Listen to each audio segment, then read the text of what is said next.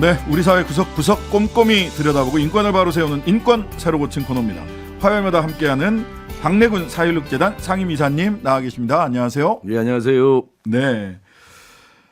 자, 어제 또 이 뉴스를 보면서 또 어떤 심정으로 그 유족들이 부모님들이 전국을 또 다니실까 세월호 때 생각도 나고 했는데 12구 참사 유가족들이 전국 순회를 하기로 하셨다고요? 예, 어제부터 해갖고 어제는 인천에 서울에서 출발해서 인천으로 갔고요. 네. 그래서 거기서 그 세월호 추모관이 있거든요. 일반인들 그 희생자들 예, 추모관도 인천에 있어요. 들렀고, 일반인 추모관. 그리고 시민사회 단체들로 간담회도 하고 또 문화제 같은 것도 좀 하고 그랬고요.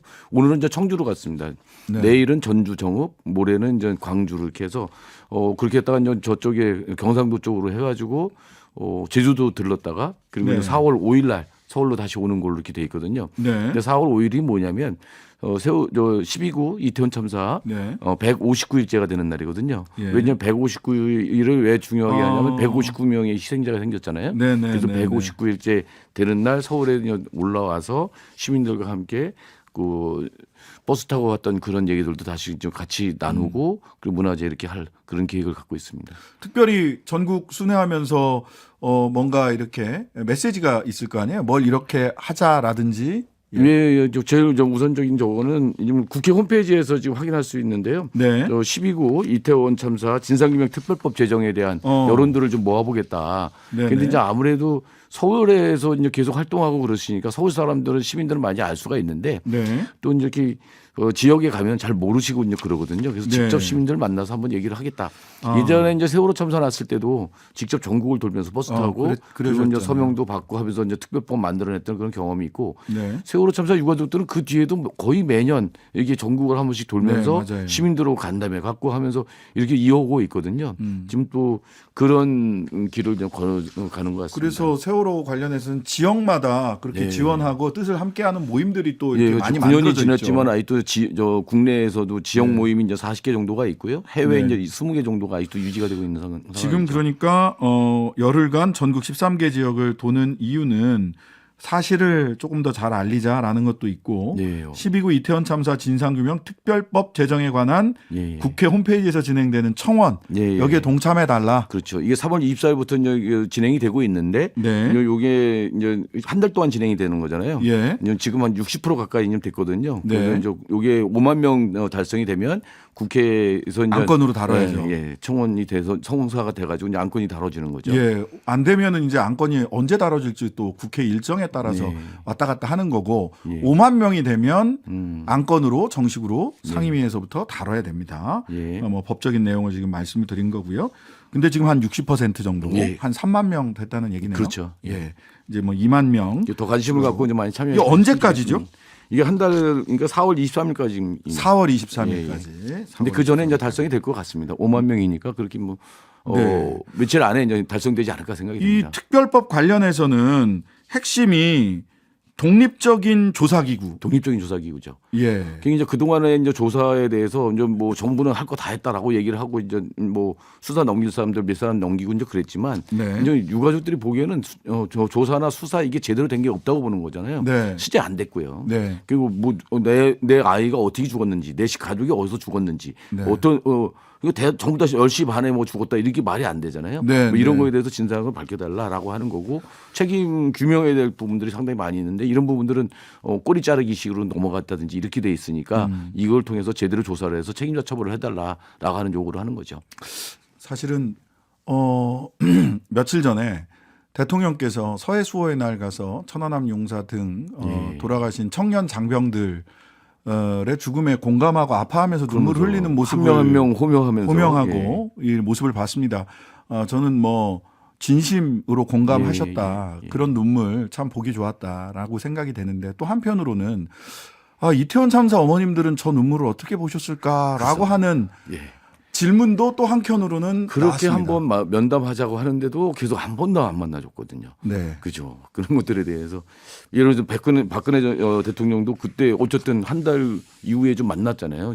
초등학교로 찾아왔죠. 예, 찾아 내려가셨죠. 청와대도 이제 청와대에서도 만났고 불러서 이렇게 만나기도 하고 이제 이랬는데 네. 아예 그런 제스처조차도 좀 보여주지 않으니까 네. 완전 외면당하는 고립당하는 이런 느낌들이 있는 거죠. 예, 그러니까 고립감이 누군가에게는 굉장히 고마운 눈물이었지만 누군가에게는 고립감을 훨씬 더 키우는 눈물이었을 수도 있겠다라고 하는 생각이 들어서 예, 그래서 이제 그 12구 이태원 참사 유가족들이 이제 버스 타고 내려가시면 그 각 지역의 시민들이 좀 만나서 유가족들이 무슨 얘기를 하는지 왜 진상규명 뭐 다 밝혔다고 하는데 왜 안 밝혔다고 하는지 그 얘기 좀 들으시고 특별법 제정 운동에도 함께 해주시기를 좀 바랍니다. 네, 고립감을 많이 느끼고 계신다고 합니다.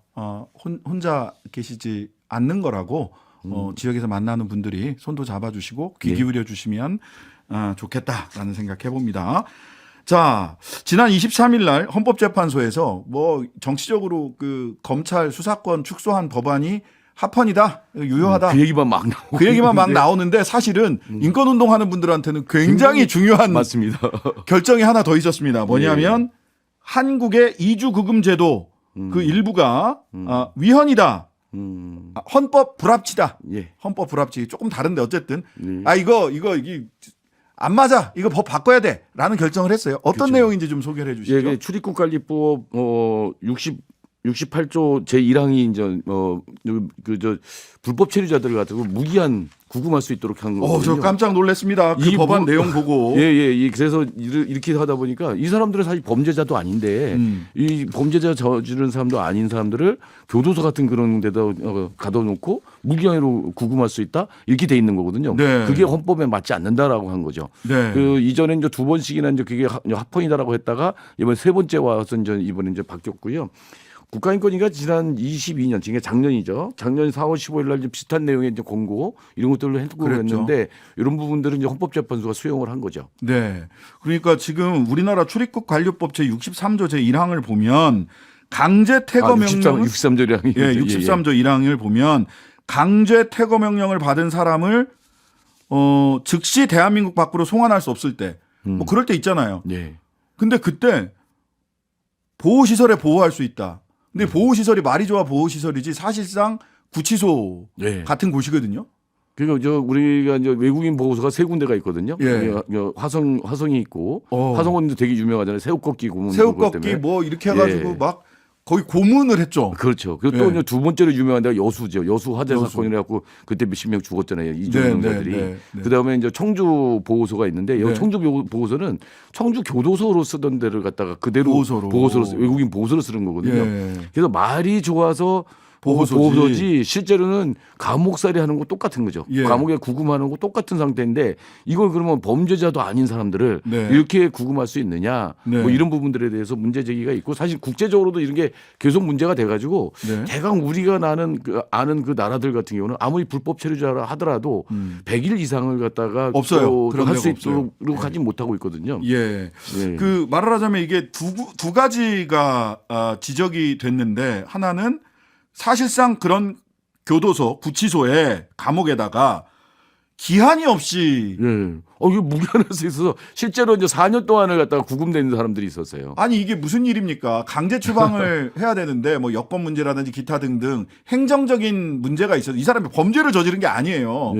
그냥 그런 행정적인 문제가 있어서 즉각 추방이 안 될 경우에 감옥에 무기한 그 심지어 이제 10개월짜리 아이도 이제 그 구금된 경우도 있고 아동 부녀자 구분도 안 해요. 그리고 이제 난민도 잘못돼가지고 거기가 있어요. 거기가 있고 뭐 이런 사례들도 있고 그래서 좀 여태까지 좀 너무 무분별하게 이제 이게 악용이 돼 왔었던 이런 것에 대해서 헌법재판소가 헌법적 가치를 가지고 신체의 자유를 함부로 이렇게 장기간 무조건적으로 구금할 수 있도록 하는 무기한할 수 있도록 이거는 헌법에 위배된다라고 이제 이게 보게 된 거죠. 그래서 좀 너무 늦었다 싶은 또 결정이기도 합니다. 사실 진작에 더 빨리 나왔어야 되는 것 같은데. 뭐 여러분들 뉴스 기억하실 텐데 화성 그 보호소에서 진짜 아까 얘기한 새우꺾기 고문 이게 팔다리를 뒤로 묶어가지고 예. 끈으로 묶어서 옴짝달싹 못하게 거기다 해놓은 그 방송부 사진이. 뭐 이런 거 치우고 완전히 예. 고문이거든요. 근데 예. 이제 그게 문재인 정권 때 일어났잖아요. 예.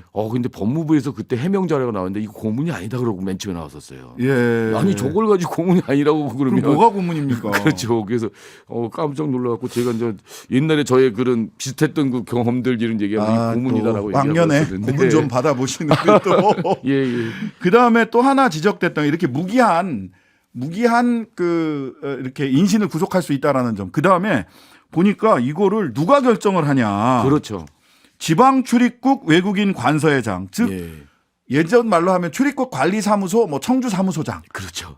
이런 사람들이 야, 너 보호시설에 가 있고, 너 몇 년간 뭐 몇 개월이라도 계속 가 있어. 이걸 결정할 수 있는 거예요. 그러니까 이것도 결정하는 게 예를 들어 판사가 우리가 이제 구금하고 뭐 이럴 때는 이제 이 영장 실질 심사도 받고 이제 구속영장 실질 심사도 받고 뭐 그러잖아요. 네. 이렇게 해서 이제 독립적인 기관이 그 제대로 판단해서 이게 신체 구금하는 거니까 네. 상당히 신중하게 판단하도록 돼 있는데 여기는 아예 그런 게 없는 거죠.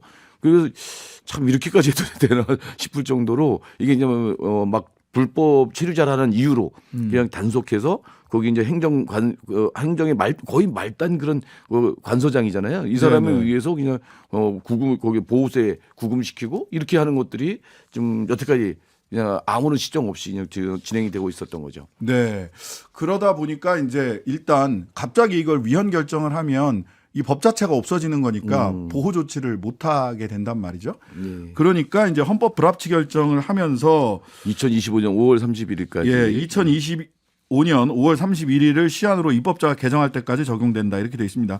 5월 31일까지 법을 개정해야 되는데 이거 이때까지 기다리면 안 됩니다. 기다리지 사실. 말고 이거 제발 사실 즉각 개정에 나서야 되거든요. 유엔을 비롯해서 국제인권기구들에서 계속 문제 제기를 했던 거거든요. 계속 지적을 받아왔었던 부분이에요. 네. 특히 이제 아동 구금이 있었다라고 하는 건 굉장히 놀랄만한 일이거든요. 예, 이거 아동구금 문제입니다. 아동구금. 네, 절대적으로 이제 그건 금지가 돼야 되는 거고, 그리고 이제 지난번에 그 화성에서 나왔던 것처럼 새우깡기 고문 같은 이런 것들은 절대 있으면 또 안 되는 것들이거든요. 네. 뭐 등등해서 계속 지적받았던 것들이 이제서야 이제 헌법재판소에서 이제 결정으로 이게 이제 시정될 수 있는 그런 계기가 마련됐으니까 국회가 좀 서둘러서 빨리 입법을 좀 했으면 좋겠다 그런 생각이 듭니다. 그 보니까 이게 불가피하게 출국하기 전까지 보호 조치를 불가피하게 할 수밖에 없는 부분들이 있어요. 근데 있죠. 그 일시가 지금 보니까 뭐 독일이나 어디나 어떤 나라도 100일을 넘는 데는 별로 없습니다. 소위 문명국이라고 할 수 그렇죠, 있는. 그렇죠. 문명국이라서 내가 그런 거고, 예. 뭐 아예 뭐 독재니 뭐 이런 데 같은 경우나 이거 저 하잖아요. 예. 사실 저 미국 같은 경우도 관타나모 뭐 예전에 있었고 뭐 예. 지금 그렇게 하긴 하는데 지금 문명국이라고 하면 이런 일은 좀 빨리 우리가 이렇게 이런 결정을 계기로 해서 빨리 서둘러서 입법을 해서 이런 인권 침해 요소들을 없앴으면 좋겠습니다. 네. 자, 그런데 우리가 이제 뭐 얼마 전에 이런 일이 있어가지고 야, 이 교회에서 막 공동 성명 나오고 하는 걸 봤는데 예. 대구의 한 이주민 교회에서 예배 중이던 미등록 외국인들을 경찰이 강제 연행했다. 그러니까요. 그거 저도 놀랐습니다. 그게 예. 저 대구시 달성교회인데요. 달성교회 거기 이제 필리핀인 그 외국인 노동자들도 거기 이제 뭐 와서 이제 예배도 보고 그러는 데가 있고요. 그러니까 그 외국인 노동자들이 그 많이 가는 데들이 있어요. 교회들이 뭐 이런 데인데 뭐 경찰들은 일단 뭐 놀라운 건 뭐냐면 이거 불법 체류를 단속하는 건 경찰이 안 하거든요. 아, 예, 아닙니다. 예, 경찰이 안 해요. 하고 출입국 관리사무소 직원들이나 이런 사람들이 하는 거잖아요. 네. 그런데 여기 경찰이 들어갔고 그 경찰은 뭐 예배 끝나기 기다렸다는데 분명히 예배가 끝나지 않았다. 안 끝났었어요. 그리고 교회 안에까지 이렇게 함부로 들어갈 생각을 얘들은 못 하거든요. 하더라도 바깥에서 목사님한테 기다리는데. 기다려서 목사님한테 인도를 받는 거죠. 네. 이런 식으로 처리하고 그랬는데 그냥 쑥 들어가 버렸다고요. 이건 굉장히 놀라운 일이고 그래서 이제 교회 쪽에서 굉장히 큰 반발들을 하고 있죠. 이거는 종교의 자유를 침해하는 거다라고 해서 좀 반발을 하고 있는데 아직 그냥 별로 이렇게 이제 반응이 뭐 만족할 만한 반응들이 없는 것 같습니다. 네.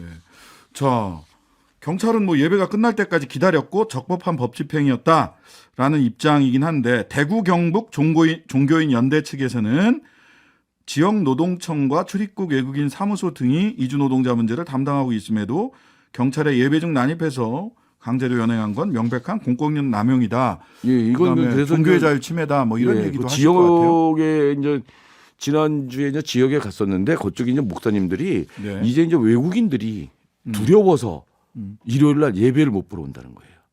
아, 그러네. 거기 예배 일요일 날 예배 보러 갔다가 교회 갔다가 네. 또 잡혀가면 경찰이 난입해서 잡혀가면 우리 어떻게 보호해 줄 거냐. 예. 이렇게 되는 거잖아요. 아, 그 신라 시대에도 교회조차도 그 우리를 보호할 수 없는 곳이 돼버리는 거죠.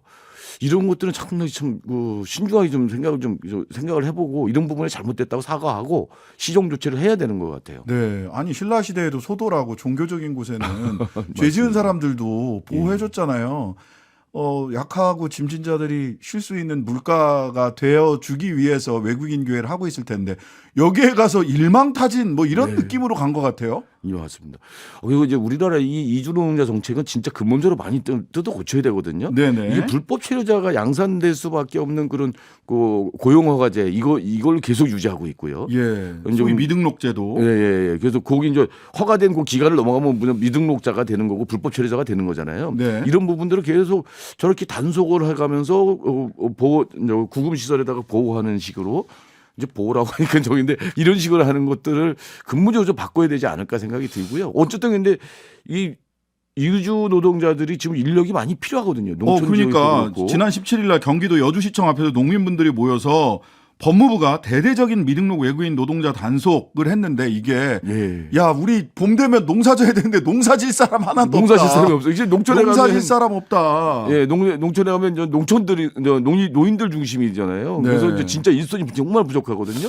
그래서 궁금한 거는 한동훈 법무부 장관이 만들겠다는 이민청의 이민 대상자 중에 동남아에서 온 이주 노동자들은 대상이 아닌가? 왜 이렇게 갑자기 열을 내시지? 성과를 내려고 그러는 거예요? 단속 성과를 내려고 그러는 일단 단속할 사람 따로 이민 받을 사람 따로 이런 얘기인가? 뭐 여기 이제 농촌 얘기 방금 전에 여주 얘기를 했지만 진짜 네.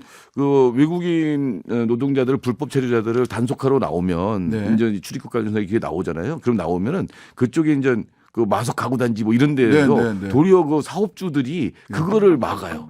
경찰 단속 못 하도록. 네. 그 인력이 필요한 거거든요. 같이 살 수 있는 부분들을 우리가 만들어야죠. 보다 더 적극적으로 좀 제도와 문화를 완비해야 되지 않을까 싶습니다. 이게 무슨 뭐 숨바꼭질하는 것도 아니고. 예. 자, 오늘은 여기까지 말씀 듣도록 하겠습니다. 박래군 4.16재단 상임이사였습니다. 감사합니다. 예, 고맙습니다. 하루 종일 기다려지는 진짜 시사. 평일 저녁 6시 5분 신장식의 뉴스 하이킥.